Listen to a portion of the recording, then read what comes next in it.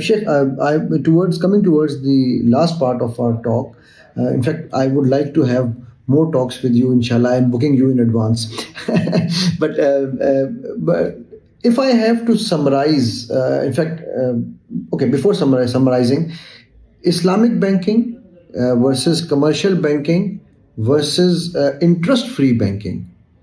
Do you think there is actually any Islamic banking in the world existing in the true Islamic banking meaning?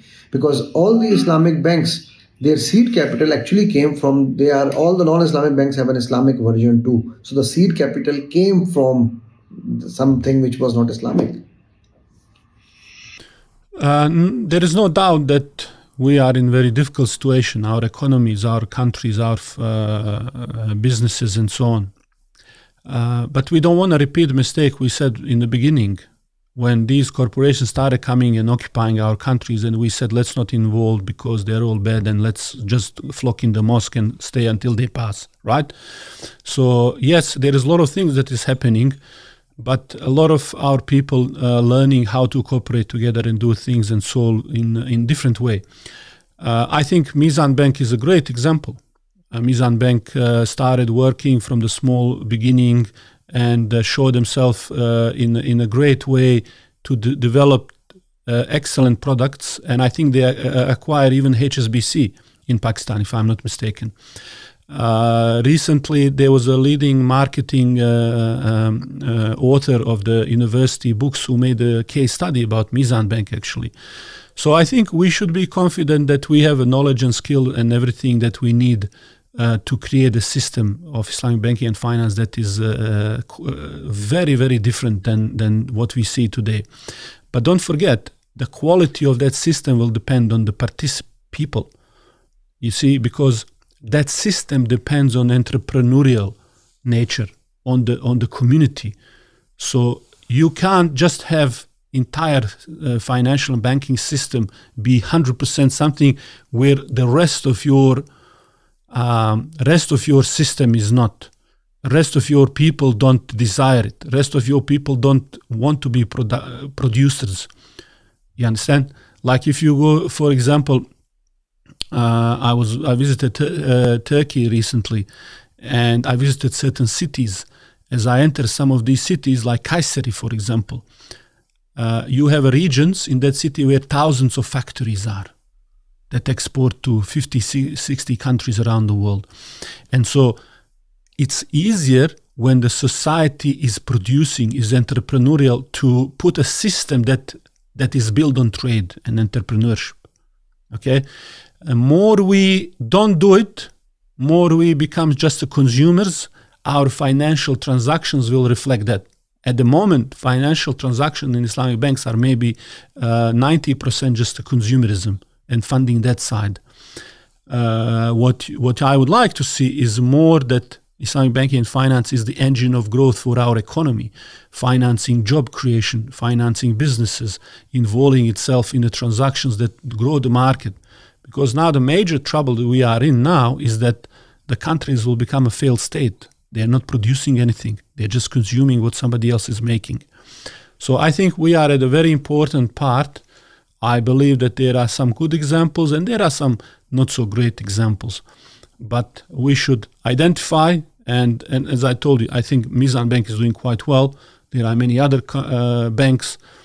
And we should think of the banks more as the engine in the entire economic system.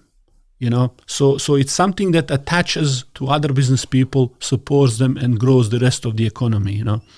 So this is how I would briefly explain that. True. Thank you very much, Sheikh.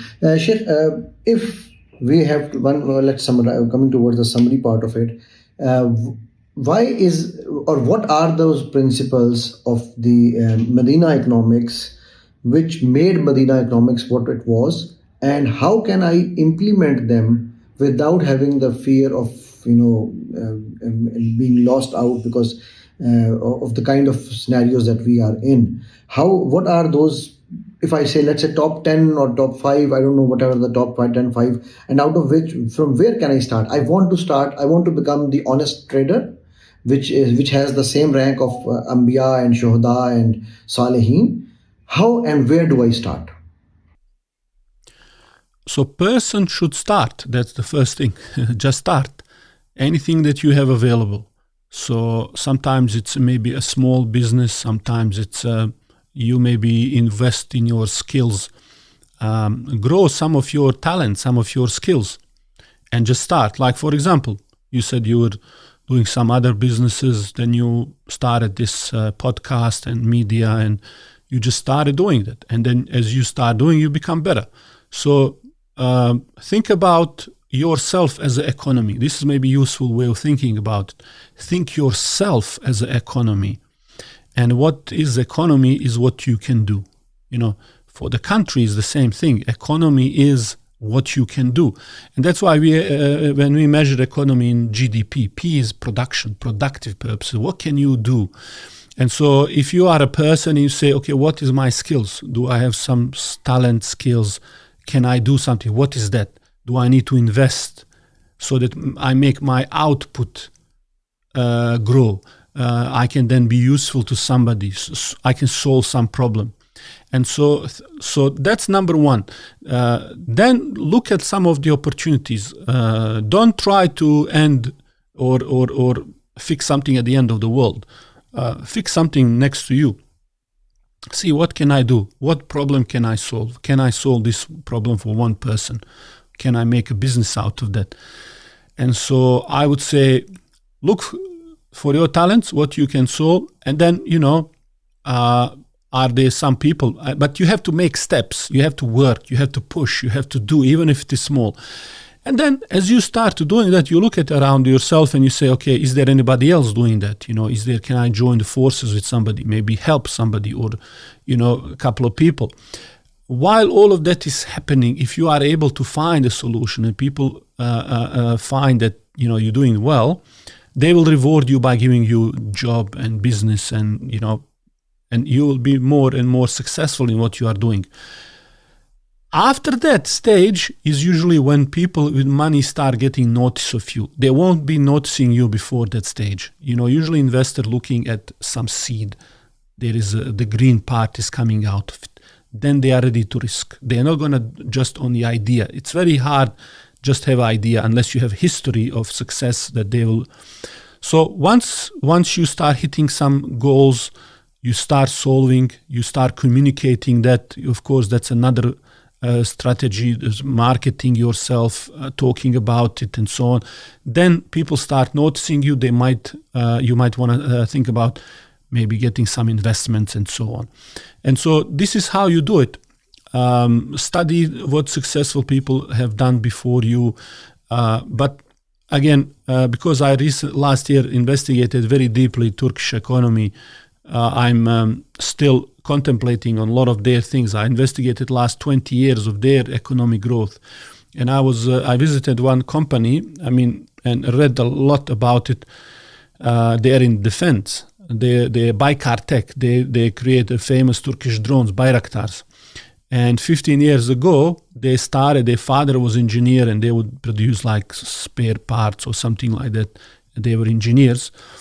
15 years ago, they started little drones, which you look today like a toy. And they recorded him, Seljuk Bayraktar, he's throwing these drones, and they're just flying a little bit. And he says, if I have money and if I continue doing in 5-6 years, this will be the biggest drone producers in Turkey. Now, fast forward 15 years from those toys, which were those drones, those engineers, they built a business that is now exporting billions of drones around the world. Those drones are active in Libya, in Azerbaijan, in Ukraine, and so on. The most sophisticated drones they are making. And so this is the story. They're helping their country, they're making the profit. And the people now, that country, don't dream of working for Google. They dream of working for Bayraktar. You understand? So there is a process.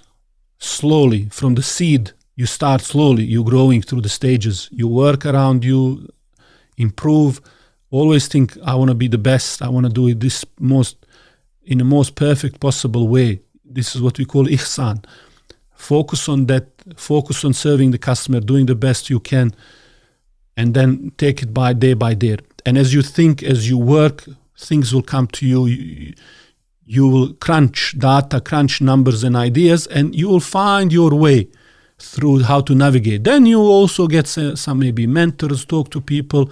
They don't have to necessarily be the experts in what you are doing, but they maybe run a business or have some experience. Talk to them. They will guide you, listen to the feedback, and so on. So this is the continuous path of learning and growing and, finding somebody as a mentor. This is how everybody has succeeded like that. And